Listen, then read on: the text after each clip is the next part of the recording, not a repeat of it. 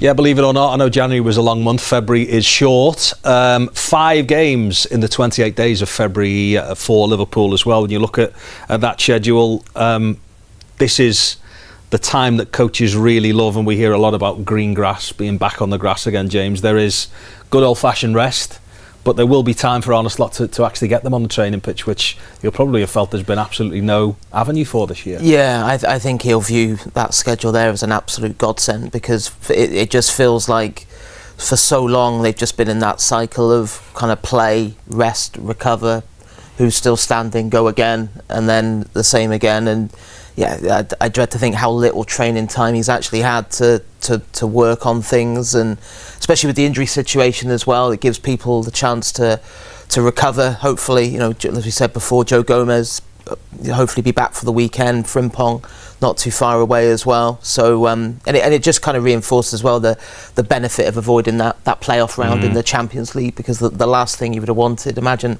how different February would have looked if you had to throw in 2 legs, when you think, you know, Newcastle have got home and away to Karabag to come, haven't they, to fit into their February. So yeah, you just want to see Liverpool make it count. That you know, managers always say, don't they don't get enough time on the training pitch, and this month will be different for Arne Slot. And Chloe was talking just before the break there about the power of Anfield, Dom, as well. 3 home games to come in February, which, you know, we're hopefully on that crest of a wave now, aren't we, where Anfield can really feel its power. Yeah, I don't think there'll be any problems about the crowd being up on Sunday, given relations with Manchester City.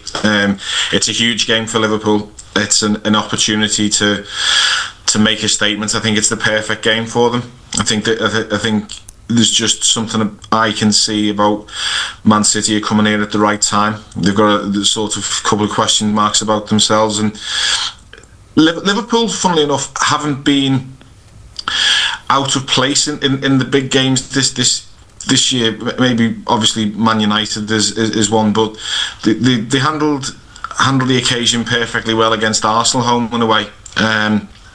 I just think I've beaten Aston Villa as well at Anfield, haven't they? I just think this is the right opportunity to play them, and the week to build up to it. You always see the benefits of a Liverpool team when they've had a week to prepare, and I don't think there'll be any difference this weekend. Pep and Pep, James. Yeah. Coming to Anfield. Yes. You know, we've seen the documentary, haven't we, that Liverpool have always been a preoccupation, regardless of what period of time they've been in.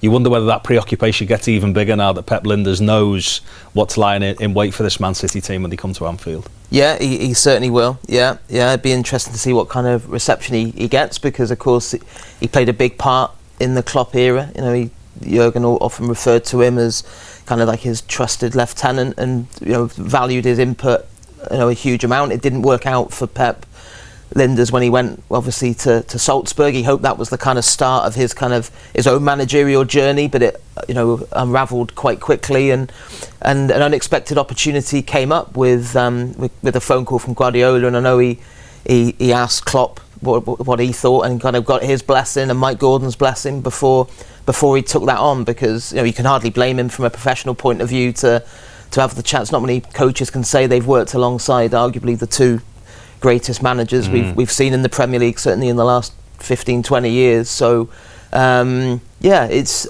City I think struggling to make sense of them, really, because there's times when I've seen them when they've been, you know, absolutely top notch, and other times, like sat watching their game against Tottenham last weekend, second half, where you're scratching your head and wondering what on earth they're doing, because we've almost become so accustomed to City in the second half of the season just becoming this like winning machine, and obviously Liverpool have come up against that so often, where you know you feel like they're not going to drop any points, yet there is a kind of a strange vulnerability to them at the minute. You feel like you can get at them. They've got, you know, it feels like they're in a bit of transition themselves with new players, some older players who are beyond their best.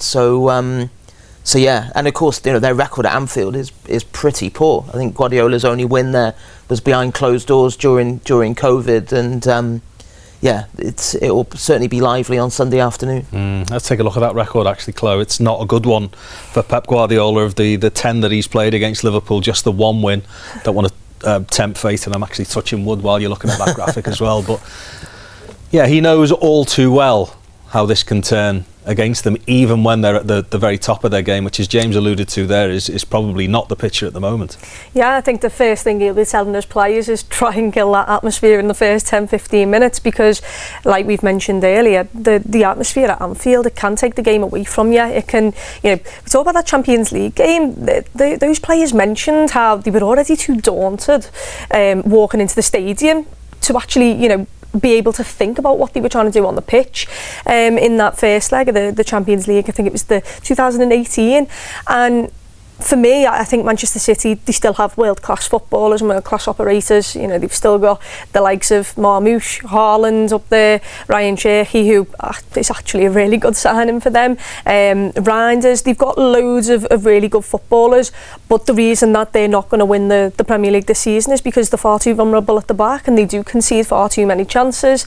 And, you looked at the Spurs game that happened at the weekend. That's a game where, in years gone by, as a Liverpool fan, I would have expected them to be out of sight, out of mind in that first half, and yet there just wasn't that ruthlessness there about them in that game, and Spurs get back into it. So from a Liverpool perspective, this is a team who can cause you a lot of danger. Absolutely, you're going to have to be so focused and concentrated in the game, but you also need to back yourself, because with Anfield alongside you, we can certainly get at them and create them a lot of danger and create opportunities. So let's hope we can do that. Pep Guardiola knows how hard it is to come to Anfield and come away with the win, and let's make sure that they don't do that, and let's make sure we're all a part of that, including us in the stands.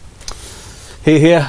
It's one that still rankles with Arne Slot, the reverse fixture, Dom, and he admits that it might not have changed the overall result, but the goal that was chalked off, let's hope it goes an awful lot different to the fixture we've already seen between these two. Yeah, I'm mixed on that, to be honest with you, Pete. It was a ridiculous. The goal should never have been disallowed. I don't believe, but I don't want it to mask that Liverpool were way second best that day.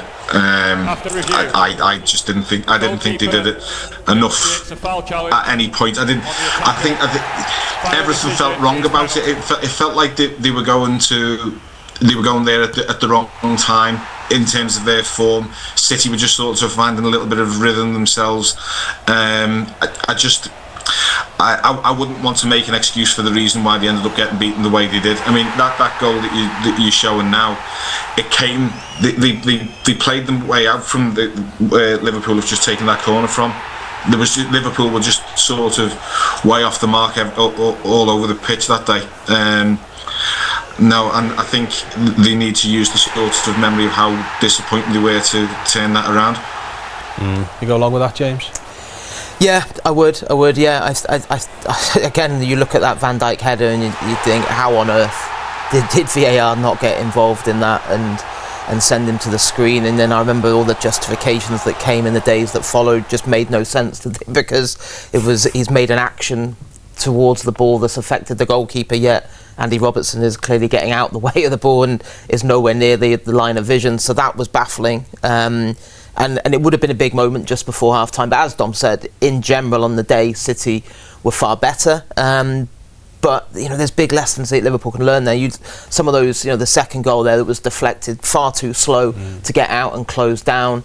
Kanate gets out-jumped by Haaland for the first one. These are avoidable things. Doku was absolutely unbelievable on the day. I think he's injured at the moment, unlikely to be back in time for the weekend. So there'll be a lot of different kind of battles on the pitch. You look, Conor Bradley was out there, wasn't he? Of course, unfortunately, his season is over. Mamardashvili was in goal. Of course, Alisson will be there. So two different lineups, especially with the new faces that City have added.